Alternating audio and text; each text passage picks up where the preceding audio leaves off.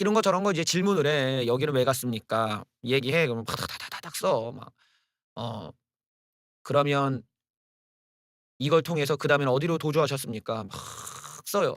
그럼 뭐 이제 CCTV랑 이제 증언이 일치하는지를 다 확인하고 뭐 보겠지. 쓴 다음에 인제 뭐 막 하여튼 뭐 되게 길어. 인간이 막 얘기하니까 별 얘기 다 할 거 아니야. 막 그렇게 긴 거를 갖다가 피의자한테 "자 읽어." 네 읽어 막. 피의자가 읽어서 맞는지 틀린지 "틀린 문장 있으면 얘기해라." 이러고 막 봐요. 그러면은 그걸 또 변호사랑 막 본 다음에 "자 그럼 지장 찍습니다." 이러고 지장을 한 장 한 장 찍어요 거기다가. 음. 뒤로 또 뒤로 접어서 또 찍고 해 보신 분들은 알 거야. 이런 거 뭐 부동산 거래나 이런 거 하면은 항상 그런 거 있잖아. 인주 찍어서 앞장에 찍고 접어서 뒷장이랑 앞장이랑 겹쳐서 찍고 또 접어서 이거 계속해야 돼 이거. 해 가지고 "이거 내가 말한 거 맞다." 그래 갖고 인제 어 그렇게 해서 인정이 되는 게 이제 법적 증거로서 이제 완성이 되는 거지. 그 옛날에는 인제 이 과정이 보통 인제 어디 지하실이라든가 예 이런 데서 애를 갖다가 이렇게 앉혀다 놓고 묶어. 묶은 다음에 인제 "이 새끼야 말을 해 이 자식아." 이러고 그러면은 인제 어디서 범죄자가 이제 만들어지는 거. 이래 가지고 이제 논란이 됐지만 요즘은 뭐 그러질 못하죠. 요즘은 이런 조사를 할 때 반드시 옆에 다른 경찰이 있어야 돼. 경찰들도 많이 바뀌었더라고. 이 경찰이 있으면은 옆에 또 다른 경찰이 다른 짓을 하든 뭐 하든 같이 있어야 가능하지 단둘이 이렇게 있으면은 또 그것도 안 돼. 인정이 안 돼. 그러니까 증거 인정을 위해서 요건들이 많이 강화됐더라는 거야. 그러니까 공소장이 아주 뚜렷한 증거 효과를 갖게 되죠. 그래서 공소장에 써 있으면은 이게 아무리 뭐 증인들이 헌재에서 다른 이야기를 하거나 뭐 현장에서 다른 이야기를 하더라도 이제 재판장이 그런 걸 보고 판단할 수가 있지. "이거 네가 쓴 거 맞잖아." 이러면서 보면 네가 구라를 치냐 아니냐를 이제 어느 정도 알 수 있다 이거야. 이번에 또 다른 공소장이 공개가 됐습니다. 이게 바로 이제 서부지법에 난동을 부렸던 우리 폭도들 얘네들은 뭐지? 이 대체 왜 그런지 모르지만 하여튼 어 사회적인 문제아들로 이제 낙인이 찍혀서 앞으로 살게 될 이 폭도들의 공소장이 공개가 됐어요. 아주 흥미롭겠지. 이런 것들 아주 기자들이 좋아합니다. 예. 바로 나와서 거기 보면은 A씨 예 당일날 쳐들어가서 불을 지르려고 뭐 어쩌고 주먹질을 하고 뭐 별게 다 나옵니다만 63명 공소장이 공개가 됐다. 방화 시도에 기물 파손 등 구체적 정황이 담겨 있었다. 이야 그래 뭐 윤통 지지자들이 법원에 침입해 기물을 파손하고 방화까지 시도한 이런 폭동의 정황, 이 폭도들에 대한 공소장이 공개가 됐는데 하하 라이터 기름 한 통을 구멍을 뚫어 다른 시위자가 건물 안에 뿌리도록 하고 자신은 라이터로 종이에 불을 붙여 던진 혐의를 받았다. 방화 미수야. 얘는 징역형을 받겠는데? 어. 그것도 법원에다가 불을 지르려고 했잖아. 그러니까 이런 게 아무리 그러니까 이런 행위 자체가 우리가 말하던 이 좌파 간첩들, 종북 좌파 간첩들이 주로 하던 행위거든. 그런데 종북 좌파를 맨날 욕하던 우파 바닥에서 어떻게 이런 짓을 할 생각을 하냐 이거야. 이게 상당히 뭐라고 지들이 비판하는 것과 이런 관념과 행동이 모순된다는 거지. 관념적으로 종북 좌파를 욕하면서 종북 좌파들이 하던 짓을 따라하니까 이런 이런 모순된 행동이 그게 어디에 기인하고 있는지 이게 정상적으로 해석이 안 돼. 이게 논리적으로 해석이 안 되잖아요. 그럼 논리가 아니라면 이거는 다른 무언가가 이 사람들의 정신 세계를 지배했다. 이게 인제 그런 사이비 종교라든가 어 뭐 아니면은 인제 실제로 정신 상태가 온전치 않다든가 뭐 이런 쪽으로 이제 해석이 들어가게 되는 거지. A씨는 판사실이 있는 법원 7 층까지 올라갔다 나온 뒤 편의점에서 라이터 기름 2통을 구매했다. 그러니까 아주 계획적이었다라는 걸 알려주는 거야. 딱 보고는 '이거 안 되겠다.' 이러고 라이터를 사 와서 지르겠다. 다행히 불이 붙지 않아. 미수에 그쳐 이게 불이 붙었으면 진짜 누군가는 죽을 수도 있는 거 아니야, 그 안에 있는 사람들은. 그러니까 이건 완전히 뭐라고 해야 돼? 이건 살인 미수도 되고 상당히 이거 '위험한 행동을 왜 했을까?' 이런 거를. 그러니까 이거는 정상적인 정신 상태라고 볼 수 없어. 어. 정상적인 정신 상태가 아니고 또 누군가가 이거를 시켰을 수도 있어. 뒤에서 사주라고 하잖아, 사주. 뒤에서 사주를 해 가지고 "네가 이렇게 해라." 뭐 이렇게 해서 했을 수도 있으니까 이런 건 좀 뒤를 많이 인제 그 배경까지도 한번 봐야죠. 또 다른 B 씨는 CCTV 모니터를 양손으로 잡아 뜯어버렸다. 전자레인지를 들고 나왔다. 그다음에 출입문 등에 집어던지기도 했다. 이런 거는 이런 거는 일반적으로 잘 전자레인지를 들고 나와서 던져. 이게 뭐지? 이러고. 그다음에 경찰관들을 폭행하고 조롱한 사실도 공소장에 담겨 있었다. "너희들은 개야. 짖으라면 짖고 물라면 무는 개." 평화 시위를 촉구하는 경찰관의 얼굴을 폭행했다.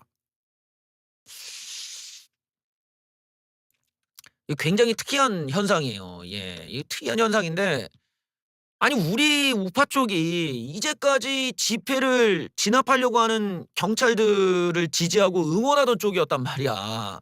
우리는 공권력에 대해서 그래도 이 공권력이 좀 더 강화돼야 된다. 우파가 사형제도 찬성도 얘기하는 이유가 뭡니까? 공권력의 강화잖아. 아니 뭐 어르신들 얘기할 때 무슨 뭐 삼촌 교육대를 보내야 된다며. 그게 다 뭐예요? 우파 쪽이 공권력이 좀 더 강화되길 원하잖아. 우리가 왜 공권력의 강화를 얘기합니까? 그동안 빨갱이 새끼들, 종북 좌빨 놈들, 어디 노조 놈들, 이 새끼들이 길바닥에서 깽판 치고 방화하고 막 가스통 열고 뭐 별 이상한 짓 하고, 그러면 그거 보고 경찰들이 애개개개 하면은 우리가 경찰도 왜 이렇게 답답하냐. 쟤네들 다 제압해 버려. 항상 얘기한 게 우파인데, 이게 이런 어떤 우파의 일종의 어떤 오랜 관습이라고 하면 뭐라고 하지만, 이게 오랫동안 누적되었던 한국형 우파들이 갖고 있는 사고였는데, 완전히 반대가 돼서 우파가 경찰한테 "니들이 개야."라고 하는 게 이게 마치 종북 좌파들의 대사란 말이야. 우파의 세계관에서 나올 수가 없는 대사란 말이지.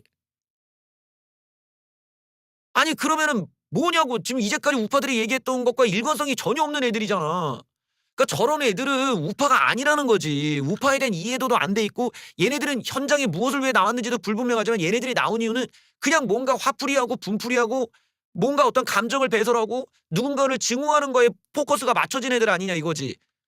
그러면 그런 애들이 반사회적인 감정, 반사회적인 의도를 갖고 있다는 건데, 반사회성이라는 게 어떻게 우파냐? 그 좌파지. 그것도 종북 좌파. 사회에 불만 많고 사회에 거부감을 느끼고 사회의 증오심을 갖고 길바닥에서 막 불 지르고 때려버리고 뭐 던지고 이게 언제부터 우파가 되겠냐? 이게 좌파지. 그러니까 지금은 저런 좌파 성향이 있는 애들이 왜 우파로 변질돼 가지고 우파를 대변하고 있는가. 근데 여기에 인제 우리가 논해 볼 수 있는 거는 이런 사이비 종교 집단의 추종 행위, 그 외에 우파 내에서도 이 이념 자체가 무조건 1인 권력자에 대한 추종 행위만 강요하는 건 아닌지, 이것도 우리가 함께 돌아봐야겠죠. 그러니까 정치가 오히려 종교처럼 이렇게 추종자를 자꾸 강요하거나 또 그들을 갖다가 마치 효용감이 있게끔 만들어 주는 것에 있어서 어리숙한 정신 상태나 어리숙한 지능 상태에 있는 애들이 저렇게 어떤 과몰입하고 어 여기에 너무 심각한 정체병에 빠져서 자기가 하고 있는 행위에 모순성을 전혀 깨닫지 못하는 이런 바보 같은 현상이 나온 거 아니냐? 내적으로도 볼 수가 있겠죠. 자, 이런 현상의 또 이면에는 우리 윤통 측의 이런 어리숙한 애들, 뭔가 이념적인 숙련이 잘 돼 있거나 또는 뭐 인문학적 수련이나 또 뭐 어떤 이해도나 하다못해 어떤 법치 의식, 윤리 도덕관 이런 것들이 충분하지 않은 그런 덜 떨어진 애들을 선전선동하는 메시지들, 이런 것들이 그들에게는 '야 내가 마치 의미가 있고 가치 있는 행위다. 나는 뭔가 내가 밀알이 돼서 내가 뭐 어떻게 하면 윤통을 지킬 수 있겠다.'라고 하는 이런 헛된 망상을 심어주는 데 일조를 한 면이 있죠. 이 메시지가 너무 저질스럽단 말이야. 이 대통령급 되면은 특정한 소수에 대해서 이렇게 자기 지지층만을 위한 메시지를 던진다는 것부터가 대통령이 할 짓이 아니란 말이에요. 대통령은 더 많은 세상에 더 어떻게 보면 정치에 관심이 없고 지금 먹고 살기 바쁜 이런 수많은 국민들을 향해서 있어야 돼. 응? 그런데 그런 방향이 아니라 지금 윤석열 대통령은 자기만을 지지하는 사람들을 위해서, 그것도 틀투구나 보고 맨날 틀린 소리만 하는 사람들, 즉 거짓말을 하고 돈을 버는 이런 특정인들을 향한 메시지만 던지고 있잖아요. 우리가 대통령을 뽑는 게 우리 우파들을 위해 만을 위해 정치하라 이런 의미가 아니란 말이야. 우리나라 전체를 위해서 메시지를 던져주고 우리나라 전체를 위한 선택을 해달라는 거야. 근데 윤석열 대통령의 메시지들은 그러질 못했단 말이지. 이런 부분에서 윤석열 대통령의 메시지들이 자꾸 이런 덜 떨어진 애들을 양산시키고 이런 애들이 오히려 돈벌이 수단으로 악용당하고 돈벌이 수단에 나서고 이런 악순환을 자꾸 만들어내잖아. 그러면 이런 구도가 마치 좌파들이 과거에 그랬듯이 반사회적인 행위라든지 반사회적인 메시지로 또 이어지게 돼. 일종의 배설이란 말이지. 그러면 우파의 이념은 뭐가 되냐는 거야. 우파의 이념은 결국 거짓말과 선동과 뭐 그다음에 똥 같은 메시지도 아니지 그냥 똥을 배설하고 그걸 똥을 가지고 장사하라는 건데 이래 가지고 언제 우리가 민주당을 이기고 어느 세월에 장기 집권을 하고 어떻게 이딴 식으로 나라를 발전시키냐 이거예요. 이렇게 그냥 밑바닥으로 내려가면 되겠냐. 이제 하다 뭐라고 하냐. 헌재의 최종적인 이제 증인들의 뭐 변론이든 얘기든 다 끝났어. 그랬더니 우리 갑자기 메시지가 윤통 메시지라고 나와요. 뭐라고 하냐? "내가 직무에 빨리 복귀해서 한국을 이끌겠다." 그 메시지가 이렇게 나왔던 거야. 그러니까 우리 윤통 측은 당연히 이건 기각이라서 "난 돌아가겠다." 그러니까 "내가 한국을 이끌겠다."는 메시지가 나오니까 되게 갸우뚱한 거지. 왜냐면은 지금 어느 법조계에서나 어느 전문 집단이나 윤통이 헌법재판소에서 기각받을 거라고 얘기하는 사람은 한 명도 없어. 대다수가 지금 8대 0을 예측해. 기각 가능성이 1 도도 없다고 보는 거야. 왜? 공소장이 증거로 채택을 해 버렸잖아. 공소장에 뭐라고 나와 있어? "대통령이 체포 직접 시켰다. 국회의원 끌어내라. 포고령에 사인이 없다. 국무회의 없었다." 아니 그냥 국무회의가 없었다 하나만 가지고도 탄핵이 되고도 남아 심지어는. 근데 나머지는 더 심각해. 나머지는 그냥 바로 뭐 내란으로 가 갖고 이제 무기징역이든지 뭐 받으실 판이야. 그나마 뭐 감형을 받을 수 있을지 모르지만. 그러니까 지금 사태는 윤석열 대통령이 공소장 내용대로면은 지금 진짜 사형 아니면 무기징역급이야 지금. 죄 자체가 보통 죄가 아닌데 지금 우리나라의 수준에 비교해서 보면 이건 상상도 못할 일인데 헌재에서 기각받는다라는 메시지가 나와 버리잖아. 그래서 사람들이 갸우뚱한 거지. '이게 지금 제정신인가?' 이러고 사람들이 갸우뚱하고 '이게 메시지가 진짜냐?'고 물었더니 말이 바뀌었습니다. 뭐라고? 본인들도 "야 이건 아닌갑다."라고 말을 바꿨나 봐요. 대리인이 한 말이었다. 예. 대리인이 한 말이었다. 그래요. 우리 윤통께서 직무를 복귀 한국을 이끌겠다는 말이 알고 봤더니 말이 바뀌었어요. "야 그거는 윤통 말이 아니라 대리인이 한 말이었다."라면서 갑자기 말을 이제 주워 담는 거예요. 윤통이 "빨리 복귀를 해. 대한민국을 이끌어가겠다는 말했다는 말이 논란이 됐는데 알고 봤더니 이거는 사실 대리인의 발언이었다면서 정정하였다." 이게 말 바꾸기가 나왔죠. 예. 말 바꾸기가 나왔는데 이게 왜 이런 일이 자꾸 벌어지겠냐. 응? 이렇게 변호사들이 윤통을 지금 매장을 시키고 있단 말이야. 변호사가 나와 가지고 어 대통령께서 직접 메시지를 준 게 아니라 석동영이 대통령의 의중을 담아 말한 내용을 내가 적은 것이라면서 말을 또 바꾼 거야 지금. 변호사가 이러고 앉아 있다 이러고. 어?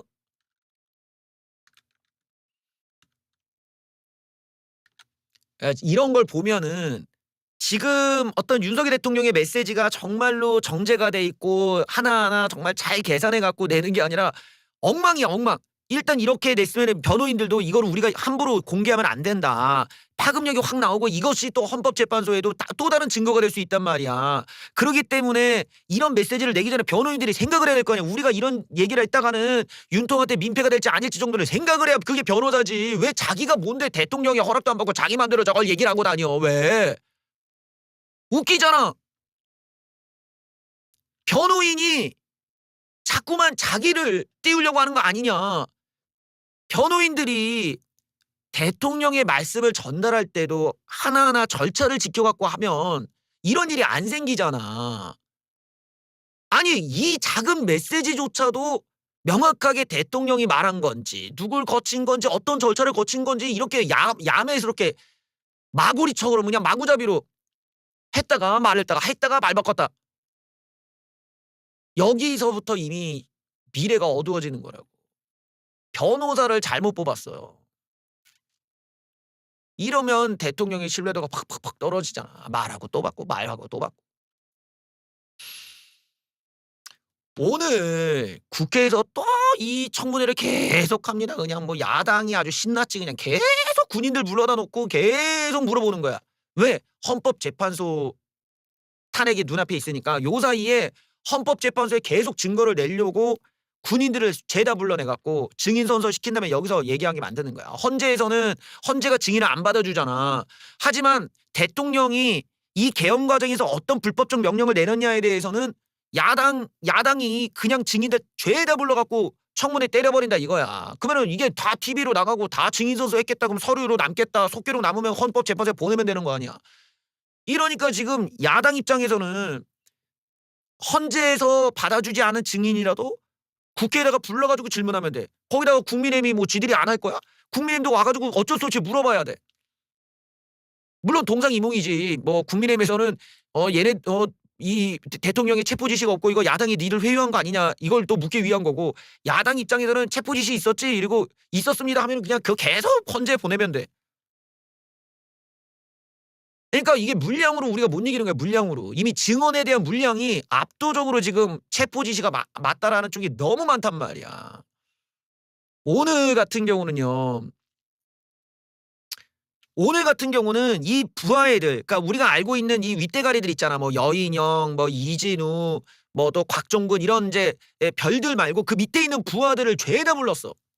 죄다 불러 가지고 야 맞아 틀려 하는데 부하들은 얘네들은 뭐 민주당 당원인가? 한 명도 윤통한테 유리한 얘기가 아니라 오히려 바로 앞에 있는 장관이랑도 말이 달라. 여기 장관 바로 앞에 있는 별들한테도 저 별이 저거 거짓말하고 있다 이러면서 그냥 막 얘기를 써대 막. 보시죠. 계엄 과장이 뭐라고 하냐. 대통령 서명이 들어간 포고령 본 적 없어. 오늘 나와서 증언했습니다. 계엄 끝날 때쯤 다른 곳에서 서명 안 된 복사본만 보았다. 이 계엄 과장이야. 예. 곽종근이 윤통의 지시를 전달할 때 국회 정기라도 끊으라고 얘기했다. 즉 윤통의 지시에 따라서 곽종근이 우리한테 전달했다라는 증언을 한 거예요. 수방사령관이 수차례 병력 안내해달라고 요청했다. 이 국회 협력단장한테 그러니까 국회 쪽에 있는 협력단장한테 수방사령관이 야 좀 안내 좀 해봐 이런데 이쪽에 계속 거절했다라는 거야. 오늘 이 증언 다 갑니다. 자, 이 오늘 국회에서는 또 이 윤통 계엄 가지고 증인들 불렀다 이건데 윤통이 국회 문을 부수고 국회의원을 끌어내라는 지시를 했다는 증언이 또다시 나왔다. 계엄 포고령을 작성하기 위해선 대통령의 서명이 들어가야 되는데 서명을 보지 못했다는 증언까지 나왔다. 이런 걸 보면 뭐예요? 이게 망했다는 거야, 망. 이게 여러분들 이게 하나만 서명이 없어도 문제가 돼 지금. 우리나라의 국격 수준이나 우리나라의 민주주의 수준은 서명이 없는 포고문 뭐 대통령 서명 없이 문서가 막 주고받았다? 그러면 그게 내란이겠지. 대통령이 서명도 안 한 서류가 막 왔다라 갔다라 했다는 게 이게 상상이나 가능한 얘기냐고. 그게 밑에 놈들이 뭐 어디 간첩 새끼인지 어디 북한한테 어디 돈 받아먹고 이걸 갖다가 대통령 이렇게 해갖고 뭔 짓을 한 건지 알 수가 없잖아. 어마어마한 사건이야. 어마어마한 사건이라고. 어디 기업 안에서도 위에 회장의 사인이 없는데 막 밑에 있는 애들끼리 막 돈을 써냈다 이러면 난리가 나잖아. 똑같아. 이거는 권력의 횡령일 수 있는 거야. 그런데 그게 아니라 이게 대통령의 암묵적 동의하에서 그냥 야매로 막 진행을 시킨 다음에 나중에 증거를 만들려고 한 거 아니냐가 되니까 윤통이 대통령으로서 절차를 이렇게 무시할 수 있느냐라는 반론이 나오는 거고 절차를 안 지킨다는 건 뭐예요? 헌법 수호 의지가 없다는 거야 지금. 왜? 대통령이 절차를 지키라는 대목은 헌법에 명시가 돼 있단 말이야. 반드시 부서를 해라. 국무위원들 뭐 하라. 다 헌법에 써 있어. 대통령이 왕도 아니고 심지어 왕도 지 맘대로 못해. 지 맘대로 왕이 막 군대 동원해서 나 다 썰어버려라. 왕도 못해 왕도. 그런데 하물며 유한한 권력의 대통령이 부서도 없고 저렇게 부서도 안 받아 서명도 없어 회의도 없어. 그런데 어떻게 이런 일이 벌어질 수 있냐 이거야. 쟤네가 국회 가서 거짓말을 했겠어요? 쟤네가 거짓말이라면 윤통 측에서는 대통령이 서명이 들어간 공고문과 포고령을 공개를 했어야지. 했겠지 그리고. 못 했단 말이야.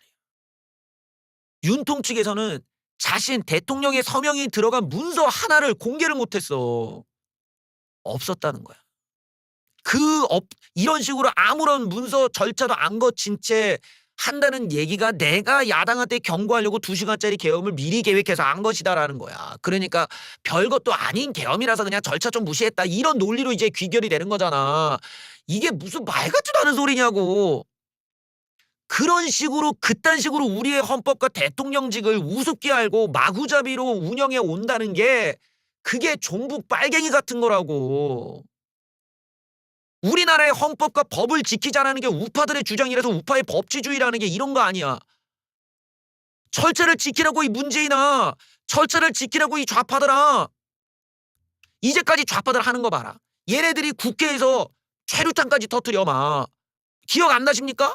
뭐 이것들이 뭐 지들 마음에 안 든다고 막 뭐 국회에서도 막 이거 터뜨렸고 막 연기에 올라와 뭐 별 이상하지 다 해요. 절차도 안 지키고 막 지들 맘대로 꽁냥꽁냥하고 막 뒤에서 뭐 여기 단전을 시켜버릴까 우리끼리 모여가지고 무슨 교회 단체 무슨 사이비 종교 단체 마냥 거기서 막 우리들을 위해 만세 만세 막 외치고 절차라는 걸 안 지킨다라는 게 좌파들 종특이야 종특. 근데 우리의 대통령이 이런 식으로 중요한 절차를 안 지키고 그러니 밑에 있는 애들 부하 애들 입장에서는 받은 적이 없어. 야 이거 왜 없냐? 없어. 없으니까 작전이 제대로 진행될 리가 없지. 이번에 계엄령을 보면 대통령이 그렇게 열정을 가지고 했는데도 이 작전이 허무하게 이렇게 끝나버린 데에는 절차를 안 지켰기 때문이라는 원인도 우리가 돌아봐야 돼. 절차를 제대로 지키고 문서가 똑바로 있었다면 쟤네들이 저렇게 말 못하고 쟤네들도 문서가 있었으면 했을 거 아니야. 물론 하면 안 되지만 어쨌든 저렇게 썼다면 애들이 어쩔 수 없다 뭐라도 하자 뭐 구색이라도 나올 텐데 밑에 있는 애들이 말을 안 들어. 말을 안 들어.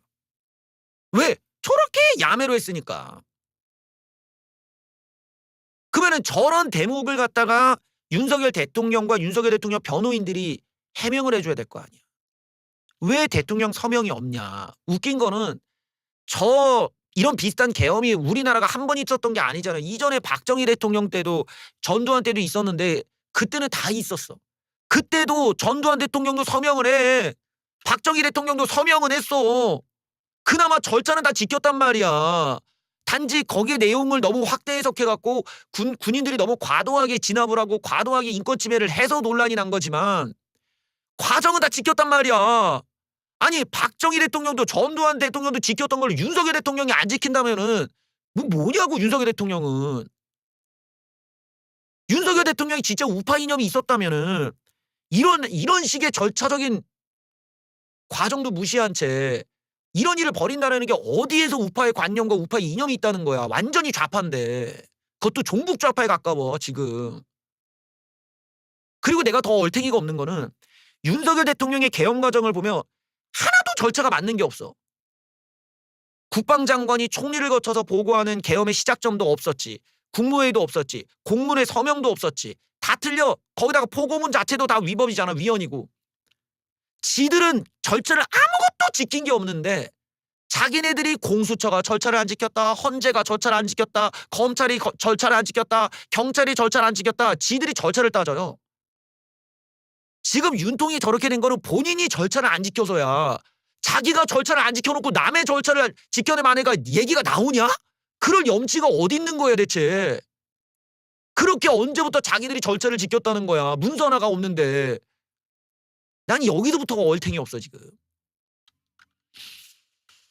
대통령 서명이 없어 공고문에. 이게 뭐예요? 이거 위헌 위법이에요 이거. 대통령이 서명도 없이 오더를 했다는 거나 공고문에 서명이 없는데 이 명령을 따랐다면은 모든 게 다 위법이라는 거야. 이래서 내란 얘기가 나오는 거야. 내란 얘기가. 우리나라 헌법에서 대통령한테 정해놓은 헌법의 규정을 안 지켰기 때문에 내란이 되는 거잖아. 무슨 정신머리로 이런 식으로 일 처리를 하냐고. 중소기업도 이렇게는 안 하겠다. 곽종근이 보안폰으로 전화가 왔어. 얘가 받았어. 근데 화상회의 중이었어. 다들 보고 있는 와중에 부하들이 대통령께서 문을 부숴서라도 의원을 끄집어내라고 말씀하셨다. 필요하면 전기라도 끊으라고 말씀하셨다라고 했어. 그러니까 대통령이 곽종근한테 오더했다라는 거를 곽종근이 부하들한테 전달할 때 딱 이렇게 얘기했다는 거야. 대통령께서 문을 부수러 들어가라. 전기라도 끊어라. 근데 지금 윤통은 나는 그런 적 없다가 되니까 여기서 윤통의 주장은 이제 윤통이 그냥 부정할 뿐이지만 이 곽종근의 주장을 입증하는 애들은 그 밑에 있는 연안장이나 부하들이 다 얘기해주고 있잖아. 곽종근과 똑같은 얘기를 하고 있어. 곽종근과 똑같은 멘트에 똑같은 내용을 얘기하고 있단 말이에요. 그러니까 윤통 측은 혼자서 아니라고 하는데 이거를 입증해 줄 사람이 없잖아. 윤통이 그런 말을 안 했다라고 입증해 줄 사람이 예를 들어 옆에 김건희 여사라도 있었으면은 건희 언니가 나와가지고 저는 그런 말 못 들어서 우리 남편은 그렇게 얘기 안 했고 전화할 때 그냥 너 잘 지내라 뭐 이렇게만 얘기했어. 이런 옆에 들었던 사람이라도 있으면 모르잖아. 없다는 거야. 근데 지금 곽종근의 경우는 곽종근이 들었던 얘기를 똑같이 들은 애들이 저렇게 여러 명이 나오고 있어. 이러면은 누구 얘기가 더 신뢰성이 있겠습니까? 이걸 우리가 윤석열 대통령이가 뭐 우리가 애정을 갖고 보는 건 이해를 하지 같은 우파고 뭐 우리도 뭐 이렇게 된 게 마음이 편하지가 않은데 윤석열이라는 사람 빼고 그 자리에 문재인을 넣든 뭐 이명박을 넣든 뭐 누구를 넣든 박정희를 넣든 간에 우리가 그 기준을 똑같이 법이 적용한다는 과정에서 보면 이거는 신뢰도에 문제가 차이가 확 벌어지잖아. 이런 대목에서 지금 이런 멘트가 오늘 국회에서 증인선서하고 팍팍팍 나오는 거야. 계속 똑같은 내용이 나와. 윤통이 체포하라고 시키고 끌어내고 전기라도 끊어라 얘기가 계속 나온다. 계속 나와. 그래서 자신이 대통령께서 그런 지시를 했다는 말씀이니까 했더니 곽종근이 응이라고 했다. 그리고 이진우가 병력을 국회에 투입하기 위해서 국회 길 안내를 요청했다. 여러 번 닥달하더라는 거야. 어디에다가 이 국회 협력단장한테 전화를 해가지고 야 도와줘 길 좀 안내해 막 8차례나 수방사령관으로부터 전화를 받았다. 이 진우 형님이 전화를 해가지고 병력을 안내해달라는 취지의 말을 계속했는데 우리는 어렵다 안 됩니다 이렇게 거절했다고 합니다.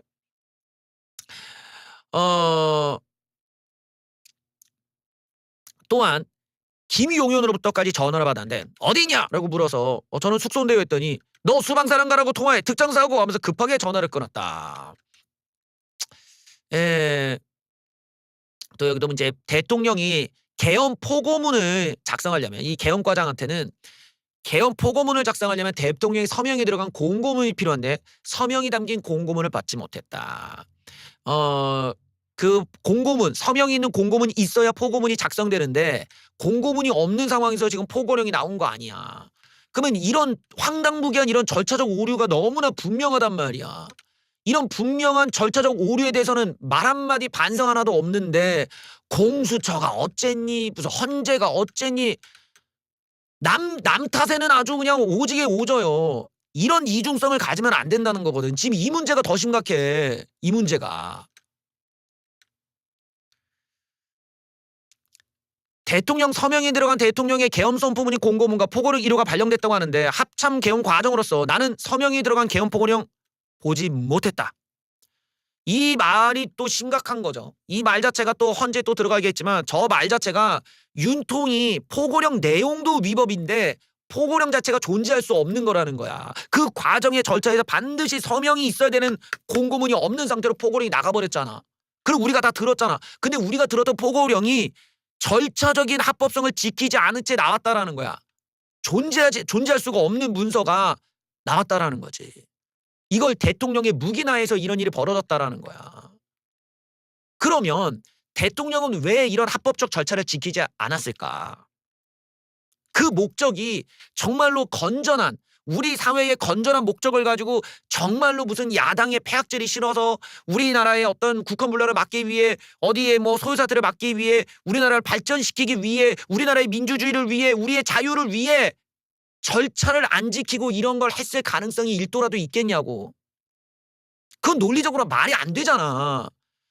윤석열 대통령의 행위가 즉 절차를 저렇게 어기면서 이런 식으로 마구잡이로 계엄이라는 걸 발동을 시켰다라는 그 의도, 절차를 지키지 않은 이런 식의 계엄이라는 것이 그 의도가 선하거나 정말로 우리나라를 발전시키는 목적이거나가 아니라 음흉하고 음침하고 부정적인 목적을 가진 계엄이었구나가 이런 데서 더 명확하게 증명이 되는 거라고. 자기의 목적이 선한 목적이었으면 절차를 지켰겠죠. 근데 하나도 안 지켰단 말이에요. 그러니까 부서가 있는 국무회의 속기록 뭐 내용도 없어. 저기 포고령 공고문에 서명도 없어. 아무런 문서를 윤석열 대통령 측에서 제시를 못 한다는 거야. 그 부분이 윤통의 의도가 선한 목적이 아니라 아주 음흉하고 더러운 목적일 가능성이 높구나를 잘 보여주는 겁니다.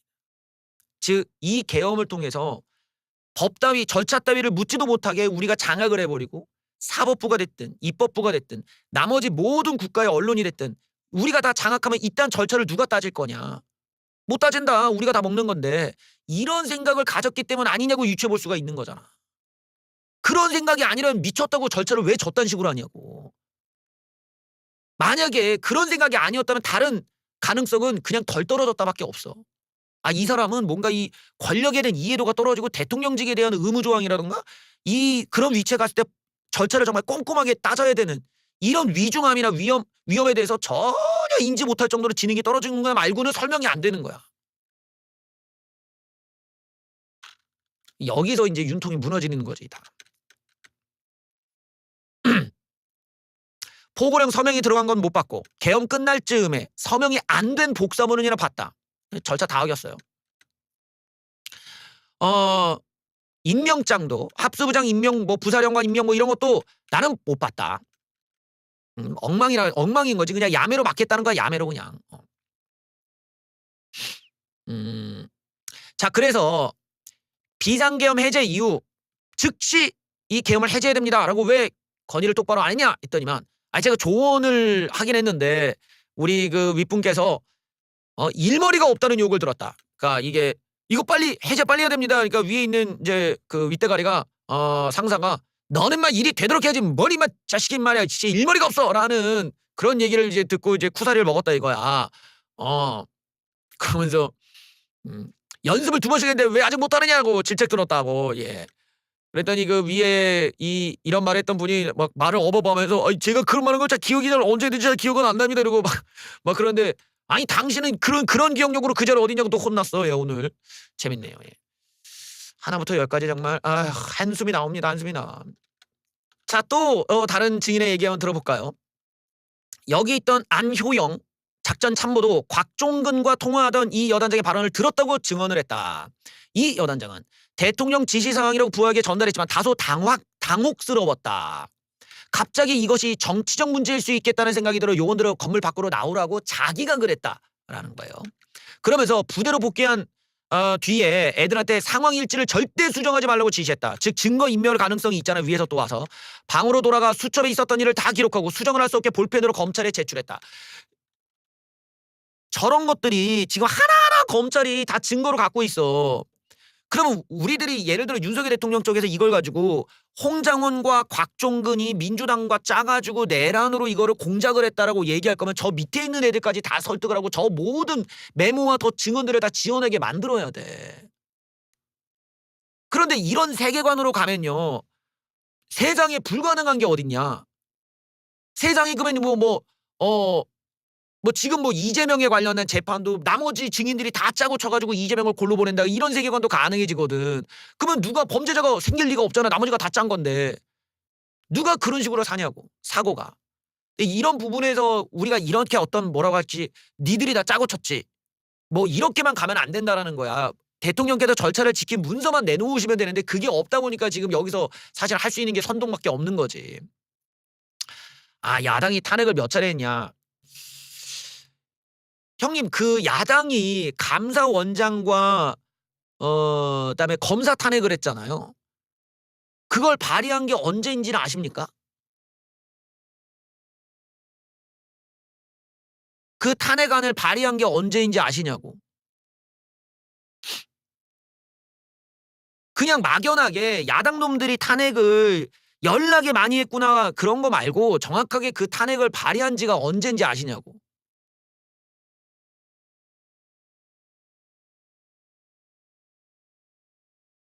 검색하고 와봐 그러면. 모르면 검색하고 와. 형님 잘 봐봐. 야당이 감사원장의 검사까지 연속 탄핵을 하나에 묶어 가지고 발의를 했어. 그 발의한 게 계엄 바로 전날이야.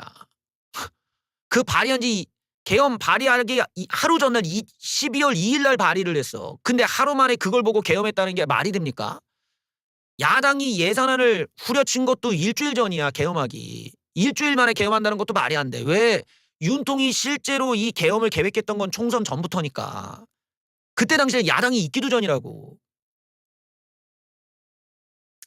그리고 부정선거 같은 경우도 윤석열 대통령이 당선돼 놓고 부정선거를 외치는 게 진정성도 없는 것이거니와 이미 윤석열 정부에서 부정선거를 앞두고 선관위를 있는 대로 털어댔지만 어느 보고서에도 부정선거에 증거가 입증됐다고 보고서가 안 올라갔어. 윤석열 대통령도 알고 있었단 말이에요. 부정선거가 없구나를. 그러니까 우리가 우파적인 발상에서 우파 이념을 완성을 하려면 무엇이 똥이고 된장인지는 구별해주고 무엇이 진실이고 거짓인지는 구별해줘야 돼. 우리가 광우병거지 선동마냥 무슨 이렇게 음모론만 맨날 제기하고 정작 증명할 능력은 없고 아니 하다못해 종이가 접혔는지 아닌지 정도는 구별할 줄 알아야 무슨 음모론도 먹히지.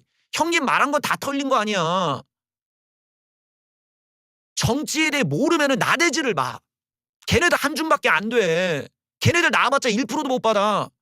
그런 덜 떨어진 놈들은 아무것도 아니라고.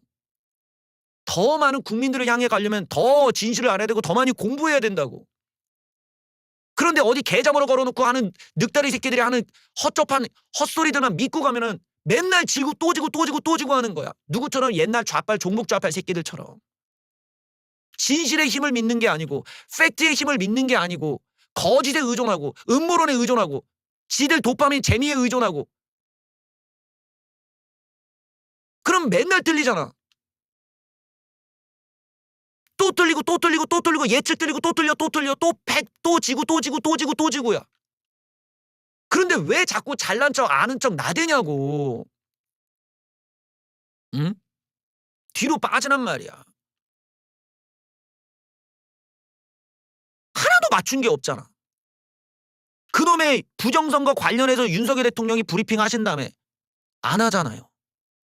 그놈의 중국 간첩을 가지고 미국에서 발표한 다음에 안 하잖아요. 적어도 우파가 이딴 식으로 폭력적이고 이딴 식으로 헛소리하는 집회는 옛날부터 욕하던 곳이었어. 근데 왜 니들이 주인 노릇하려고 하냐고. 그러면은 생각을 해봐라. 윤석열 대통령과 뭐 부정선거가 어쩌니 저쩌니 하면서 지들 개인 계좌에 돈 달라고 하는 거는 왜 그게 어떻게 더 순수성이 있는 거냐? 어? 지 돈 박아가면서 하는 것도 아니라 남의 돈 가지고 소송하고 남의 돈 가지고 하는 게 무슨 놈의 애국이야. 지 사업이지. 그렇게 돈벌이를 갖다가 합리화시켜 줄 거면 그게 무슨 그걸 가지고 그 돈이 어디다 쓰이는지를 우리가 공적으로 봐야 될 거 아니야. 그러니까 애국이 돈벌이가 된다는 게 어떻게 타당성이 있냐고. 언제부터 애국이 돈벌이가 됐냐? 돈을 갖다가 누구한테 기부하는 것도 아니고. 내가 그 새끼들 중에 기부한다는 얘기 들어본 적이 없다.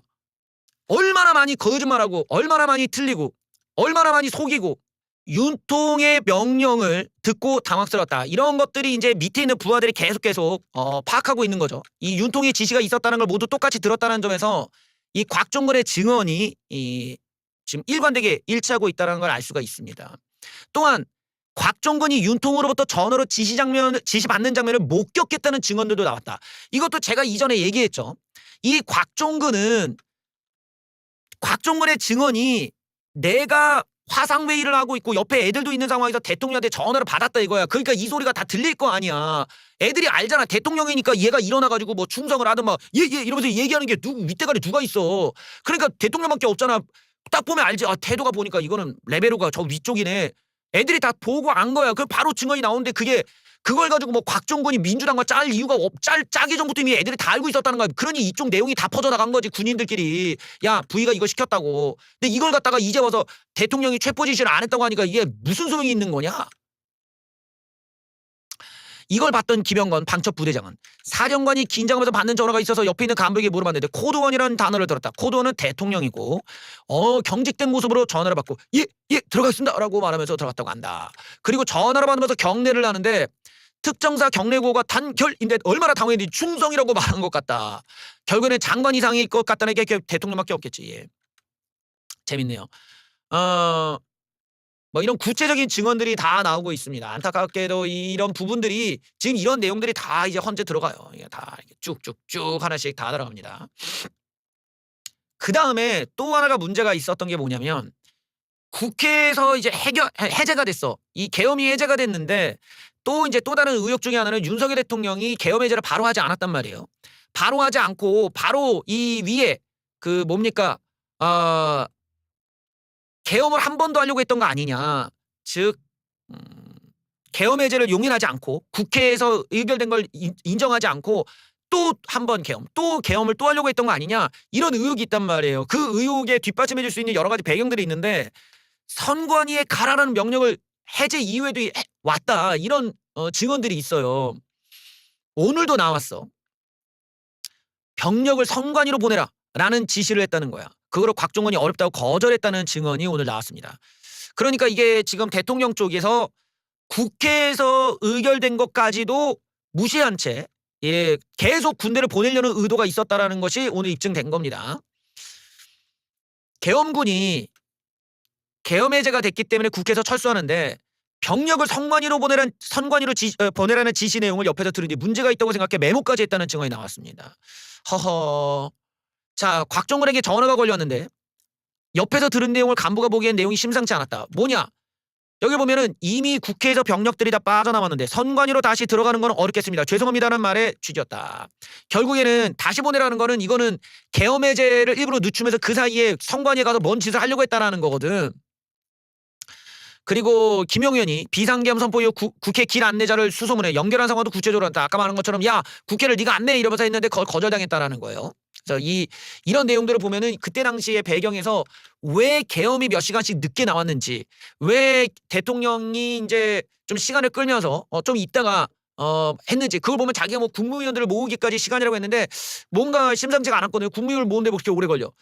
그러니까 이제 그 시간을 일부러 질질 끌면서 선관위 쪽으로 보내가지고 거기서 뭔가 서버를 뜯어오더니 뭔 짓을 하려고 했었다라는 거야. 행위가 모두가 다 불법이에요.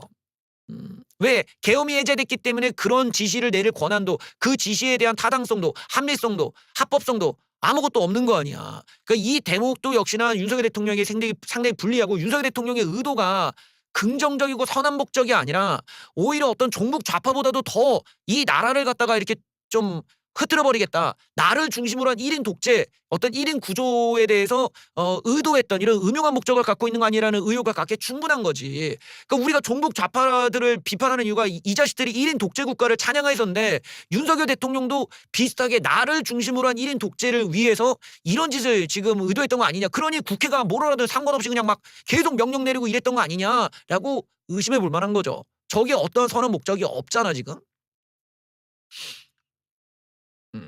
자, 아까 봤듯이 오늘 국회에서 나온 증언들은 윤통에게 모두 다 불리한 내용이었어요. 단 하나도 유리한 내용이 없어. 그러니까 윤통이 절차적인 위법성, 그다음에 어떤 위헌성, 그리고 뭐 여기에 있어서 이 의도의 뭐 불건전성 뭐 이런 것들이 오늘 다 입증이 됐는데 더 큰 문제는 이 문제를 갖다가 다루는 국민의힘의 태도란 말이에요.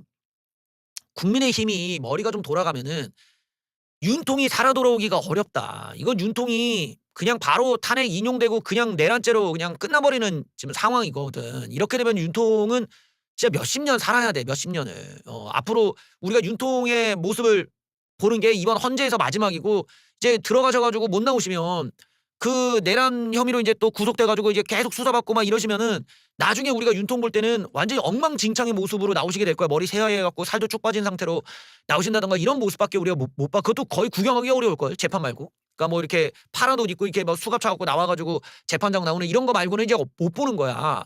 그러면 그런 상태로 감안했을 때 우리가 지금 대비를 해야 되는 게 뭐겠어요. 이재명의 당선을 막아야 될 거 아니야. 이렇게 쓰레기 놈들한테 휘둘리면서 지금 정신을 못 차리고 있거든. 이 멍청한 놈들이 주장하는 게 뭐 팩트가 맞는 게 있어야지. 그러니까 이런 상황에서 국민의힘이 빨리빨리 우리가 어떤 표면적으로 족이 돼서 들어가고 뭐 다른 쪽으로는 이 윤석열 대통령이 혹시라도 기각이 당하시면은 받으시면은 뭐 우리는 이런 것도 준비한다. 하지만 우리는 지금 커다랗게는 이게 차기 대선 우리가 이재명을 막아야 되니까 이재명의 어떤 사법 문제에 대해서 우리가 이러이러한 법적인 대응을 하겠다. 따다다다닥 나와줘야 되거든. 그래야 이재명도 얘가 어떤 조기 대선이랍시고 무슨 놈의 우클릭이네 뭐네 던지는 거 다 희석을 시키면서 우리도 유리한 구조를 만들 거 아니야. 우리에게 남은 거는 우리가 윤석열 대통령의 어떤 이 법적인 문제나 이런 부분에서 단호하듯이 그 기준 가지고 이재명한테 단호하게 나가야 돼. 근데 윤석열 대통령한테 법적인 기준이 허접한데 이재명의 사법적 리스크에 대해서는 엄격하다는 게 이게 균형이 안 맞으면 설득력이 없어지거든. 차라리 이럴 바엔 양쪽 다 엄격하게 더 가버리는 게 나아. 그 윤통도 법적으로 문제가 있어 우리 용납 안 한다. 이재명도 마찬가지다. 이러고 양쪽 다 걸어놓고 하면은 우리한테 손해볼 게 없잖아. 우리는 그래도 대선 후보가 여러 명이 있으니까. 근데 이거를 국민의힘이 어떤 식으로 하냐. 자꾸만 윤석열 대통령의 어떤 뭐랄까 이런 말처럼 이게 무슨 야당과 뭐 연합되거나 혹은 나오는 증인들을 이렇게 어떻게든 좀 꼬셔가지고 대통령한테 유리한 뭘 내용을 만들 수 없는지 이런 잔머리를 계속 굴리고 있다는 거야. 그러고서 오늘 또 거기에 대한 폭로가 남았어. 웃기게도 윤석열 대통령이나 국민의힘 쪽에서는 민주당이 곽종근을 회유했다. 홍장원과 뭐 한 거 아니냐고 했는데 정작 거기에 대한 내용은 아무도 없어. 그걸 얘기할 줄 사람이 없거든. 근데 오늘 국민의힘 의원으로부터 직접 내가 압박감을 받았다. 이런 증언이 나와버렸어요. 그러니까 오히려 역공을 당한 거지. 국민의힘이 핵심 증언을 덮으려 압박한 거 아니냐라는 얘기가 나왔어요. 계엄안으로부터 오히려 핀잔을 정보를 직접 황대령 12월 3일 계엄 사령부로 호출됐던 그는 당시 계엄 절차에 근본적인 문제가 있었다고 증언했습니다. 계엄 공고문과 이를 토대로 작성하는 포고령 등 각종 계엄 서류에 대통령 서명이 없었다는 것입니다. 이미 포고령 1호가 발령되었다고 하는데 당시에 합참 계엄 과장으로서 지원 임무를 간 저는 그 서명이 들어간 계엄 포고령 1호도 보지를 못했다는 게 팩트입니다. 새벽 1시 계엄 해제 요구안이 통과되자 권대령은 법에 따라 즉시 계엄을 해제해야 한다고 조언했습니다. 그랬더니 박안수 당시 계엄 사령관으로부터 일머리 없다는 말이 돌아왔습니다. 계엄법에 따라서 즉시 해제해야 된다라고 계엄 사령관한테 건의했었잖아요. 조언했습니다. 일머리가 없다. 이렇게 욕을 먹었죠. 그런 말을 들었습니다. 그동안 2차 계엄을 준비했다는 의혹을 전면 부인해왔던 박 전 사령관의 주장을 반박하는 진술입니다. 박 전 사령관은 당시 상황이 기억 안 난다고 얼버무렸습니다. 그걸 정확하게 제가 특정은 솔직히 기억을 할 수 없는 상황이고. 아니 엄중한 계엄 사령관께서 언제 당신이 이 계엄 과장한테 말한지를 모른단 말이에요? 그런데 권대령이 특위에서 이런 진술을 공개적으로 하는 것을 국민의힘이 막으려 했다는 의혹이 불거졌습니다. 국민의힘 임종득 의원실로부터 압박을 받았다는 것입니다. 권영환 대령은 내란 특위 출석 30분 전에 따로 만나자고 해 이를 거절하니 계엄 포고령에 대통령 서명이 있어야 한다는 근거가 뭐냐며 임종득 의원 측에서 따져 물어 압박감을 느꼈다고 말했습니다. 여기 한겨레 신문에 났던 내용에 대해서 그러니까 꼬치꼬치 묻고 그랬죠. 네, 압박감 느꼈습니다. 임종득 의원은 적반하장이라고 반발했습니다. 제가 마치 계엄 과장에게 회유를 하려고 한 것처럼 호소를 하고 있습니다. 적반하장도 유분수입니다. 임 의원은 정상적인 절차에 따라 대면 설명을 요구한 것이라며 언론 보도 내용을 질문한 것이 전부라고 주장했습니다. 그러니까 우리가 사실 지금은 굉장히 예민하고 민감한 상황이잖아요. 이럴 때는 갓끈을 매면 안 돼. 근데 의심받을 짓을 왜 하냐고 왜. 30분 전에 증인을 따로 만나겠다는 게 이게 정상적이냐 지금 이게? 그래놓고 절차를 따진다는 사람들이 증인을 자기가 따로 만나재. 이게 말이 되는 거냐고 지금. 이러면은 민주당이 곽종근을 회유했다는 얘기보다 오히려 자기가 더 당하는 꼴이 되잖아. 저런 걸 물을 거면 국회에서 물으면 될 거 아니야. 그러라고 증인 출석하는데 증인을 따로 만나겠다는 의도가 어딜 봐서 좋은 거야. 그러니까 지금 저런 행태 하나하나가 지금 국민의힘이 정상적인 상황이 아니라는 걸 잘 보여주는 거 있다고. 이거를 증인들의 말을 바꾸고 증인들의 말을 억누르고 이래가지고 이거를 겁박을 하거나 어떤 방식을 써서 압박을 줘서 눈치를 줘서 애들의 증언을 바꾼다고 이 상황이 바뀔 리가 없잖아. 그 자체가 비정상이라고. 그 자체가 반민주의고 반우파적인 거라고. 왜 우리가 자유를 말하면서 반자유적인 발상과 행태를 하냐고. 우리가 무슨 운동권이냐? 우리끼리 막 감싸주고 하게? 오히려 쟤네들이 어떤 증언을 하든 윤석열 대통령이 문제가 없다라는 쪽으로 이게 증명이 되어줘야 이야기가 펼쳐지지. 애들을 갖다가 따로 만나가지고 따로 이렇게 해버리면 그게 폭로가 됐을 때 나오는 역풍을 어떻게 막을 거냐. 지금 돌아가는 구도가 이게 지금 국민의힘이 윤석열 대통령을 구한다라는 개념보다는 이재명을 대통령 만들겠다라고 하는 쪽이 더 지금 강하단 말이야. 저렇게 하면은 이재명이 되고도 남잖아. 그러니까 저런 분들은 국민의힘 내부에서도 부적절하다. 왜 그랬냐. 윤리위원회 보내자. 엄청나게 경고가 나와야 되는데 지도부도 그런 생각을 못해. 윤리 도덕관이 무너져 버렸다고. 청문회를 하는데 저런 국회 청문회를 하는데 청문회 하는데 증인을 따로만 먼저 만나가지고 뭐 하겠다. 그거를 갖다가 예를 들어 우리가 유튜브에서 공개할 생각이었다면 모르겠어. 근데 저러면은 이제 문제가 되겠죠. 그러니까 이런 게 야당의 어떤 회유론을 갖다가 얘기하는데 오히려 자기도 똑같은 행동을 하다 보니까 둘이 섞여갖고 물타기가 되니까 야당에게 오히려 명분을 줘버린 꼴이 됐거든. 저런 거 있으면 안 됩니다.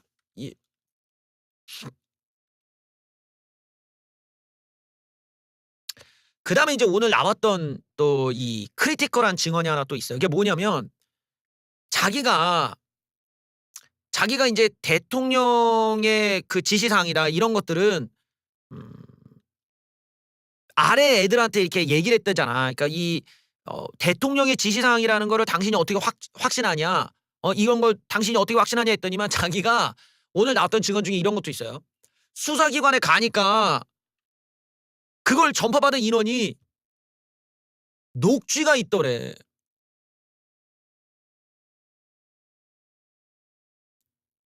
그러니까 검찰이 따지고 보면 지금 윤석열 대통령이 선배라고 봐준 거야. 검찰은 녹취를 좀 갖고 있다는 얘기가 오늘 나왔어. 그거를 밑에 있는 애들이 들은 애들 중에 그 녹취한 애가 있다는 거야. 근데 자기가 수사기관에 갔더니 그게 있던데요. 예. 그러니까 자기가 명확하게 그렇게 증언할 수밖에 없는 거야. 지금 쟤네들이 왜 저렇게 얘기하냐가 딴 게 아니라 검찰에 녹취가 있었어요. 밑에 있는 애들 중에 녹음한 애가 있더라고. 이 얘기가 오늘 나왔습니다. 근데 지금 이제 검찰이 그거를 지금 흘리지 않은 거 보면은 뭐 굳이 그렇게까지 안 가겠다 뭐 이런 의도인지 모르지만 그 녹취가 이제 대통령 지시사항이라고 내려왔다고 하는 이 내용의 녹취가 다 있는 거야. 하긴 들은 애들이 한둘이 아니니까 그게 이미 다 깔려 있으니 뭐 다른 얘기를 못 하겠지. 그게 뭐 대통령 그러니 뭐 상황상으로 볼 때 이거를 이제 다른 말하기가 좀 어렵다. 뭐 이렇게 봐야겠죠. 또 재밌는 또 증언이 하나 또 있었습니다. 그거는 김용현 국방장관이 자기가 포고령을 작성했다고 얘기를 했어요. 자기가 컴퓨터로 이렇게 눌러가지고 했다는 거야.